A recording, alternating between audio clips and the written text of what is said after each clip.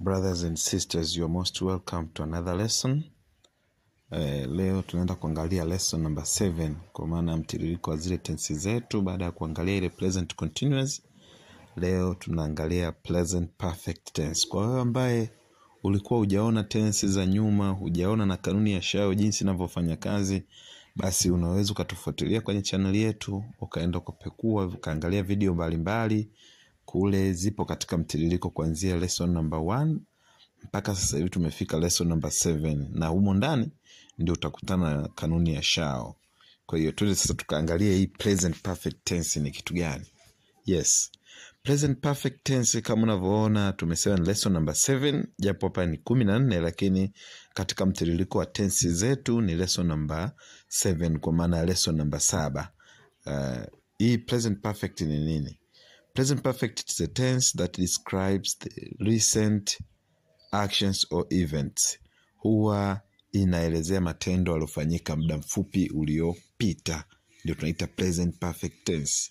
Kwenye sentences za Kiswahili ni kama zile unasema wao wamekula chakula, wao wamenunua gari, sisi tumeenda sokoni, Juma amenifundisha. Hizo ni sentences zinazoonyesha kwamba matendo yamefanyika muda mfupi uliopita.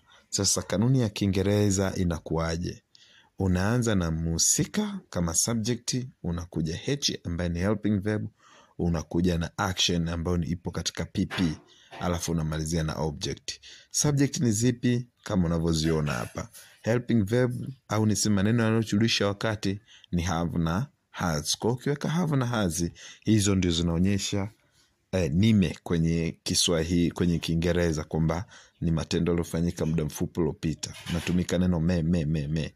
Yaani unasema nime, wame, tume, ame, kime. Hizo zote ni helping verb za Kiswahili. A helping verb in Kiswahili. Nime, wame, tume na kadhalika.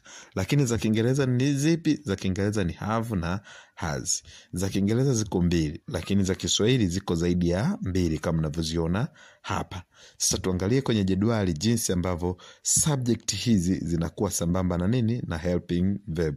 I mean subject with helping verb. I inaendana na have, unasema I have. We unasema have. You have. She, he, it na Juma, jina likiwa katika umoja, ndio zinaendana na have, has. Kwa hazi huwa zinatumika kwenye nafsi ya 3 umoja, lakini ile have huwa inatumika kwenye subject zile zingine zinazokuwa zimebaki. Na katika pronunciation unaweza kusema has au ukasema have, zote ziko sawa, japo mimi napenda sana ukitumia has kwa sababu native English speakers wengi huwa wanatumia have kwa maana kuliko hata ile have, ila zote ziko sawa. Sasa hebu tuangalie hapa. Tuje tuangalie kitendo kitu cha pili, cha tatu katika kanuni, kwa sababu tumeanza na subject, tukaja na helping verb, tuje kitu cha tatu. Kitu cha tatu tunasema action verb. It is action verb must be in past participle. PP tunasema past participle.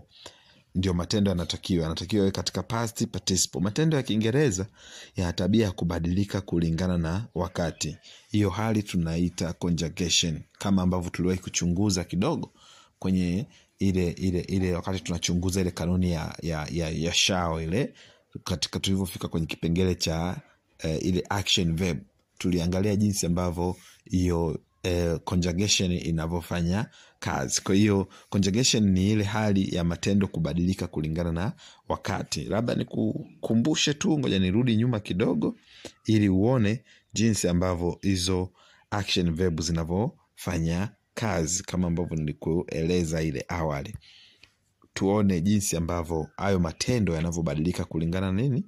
Kulingana na wakati. Tuje kwenye action verb hapa. Nafikiri unaweza kuwa unajionea hapa chini. Yes, tuliwahi kuzungumza kwamba matendo yanatabia kubadilika kulingana na wakati, na hayo matendo kubadilika kulingana na wakati tunaita conjugation. Kama unavyoona, tendo cook ni tendo mama, tunaliita base form, ni tendo mama, lakini linaweza likabadilika likawa cooking ambalo lipo katika hali ya continuous. Tuliona jinsi ya kutumia. Linaweza likawa cooks ukaongeza s, bado hatujalitumia, tutakuja kuona jinsi ya kutumia. Linaweza likawa cooked, hiyo ndo past participle kama unavyoona, au linaweza likawa cooked tena katika past participle. Haya matendo yana tabia kubadilika kulingana na wakati na yanabadilika katika sehemu 4. Kwa ukiangalia hili cook, sehemu ya kwanza ni hii, sehemu ya pili ni hii, sehemu ya tatu ni hii, sehemu ya 4 ni hii. Kwa sisi tunahitaji matendo yawe katika past participle kama mnavyoyaona hapa. Hata mfano hapa take ni chukua, lakini inaweza kubadilika likawa taking, takes, taken, took. Linalotakiwa ni hili hapa tumeandika pp, past participle. Kwa hivyo ndivyo ambavyo matendo yanabadilika kulingana na wakati. Sasa hebu tuendelee na hiyo tensi yetu. Kwa hiyo tulikuwa tukiangalia hapa. Tukiangalia hapa tena matendo zaidi kama cook inakuwa cooked, go inakuwa gone, take inakuwa taken, na drive inakuwa driven. Yote haya ambayo yako bold yana rangi nyeusi sana ndio matendo ambayo yamebadilishwa kulingana na wakati. Ikiwa utahitaji zaidi matendo au utaweza kuni follow katika pale kwenye ukatia comment yako, nitakupa linki ambayo itakuonyesha, itakusaidia kupata application ambayo itakusaidia kuconjugate matendo katika aina mbalimbali ile unayoitaka. Thank you so much. Kwa hiyo matendo hapo tunahitaji yawe katika past participle. Okay, sasa tuje tuangalie kitu cha 4. Kitu cha 4 ni object. Object ni receiver of an action. Kwa hiyo huyu ndo mpokea tendo au mtendewa kwa tafsiri nyingine.